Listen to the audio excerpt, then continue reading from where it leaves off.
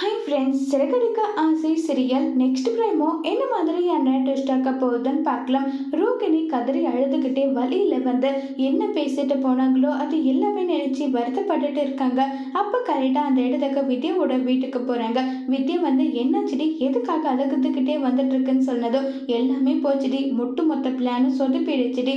அந்த முத்துவோட கண்ணில் வந்து அந்த மணி பட்டு எல்லா உண்மையும் வந்து சொல்லிட்டு போயிட்டாரு. இப்போ எனக்கு என்ன பண்ணுறதுன்னே தெரியல. வீட்டை விட்டு கழுத்தை பிடிச்சி வெளியே தள்ளிட்டாங்க.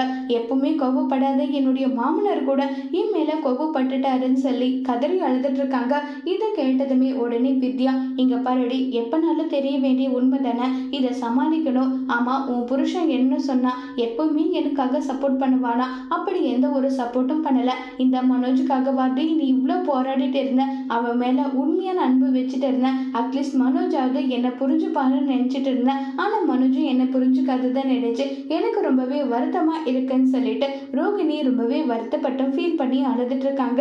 உடனே அங்க வித்யா வராங்க. சரி, என்ன ஏதுன்றதை எல்லாம் கொஞ்சம் கொஞ்சமா விசாரிச்சு பார்த்தா அதுக்கப்புறம் எல்லாம் புரிஞ்சுக்கும். நீ என்னதான் சொன்ன, அப்ப குழந்தை விஷயத்தையும் சொல்லிட்டியா? பணக்காரி இல்லைன்ற விஷயம் தெரிஞ்சதுக்கு இப்ப வரைக்கும் எனக்கு என்ன அங்க நிலைமைன்னு தெரியல.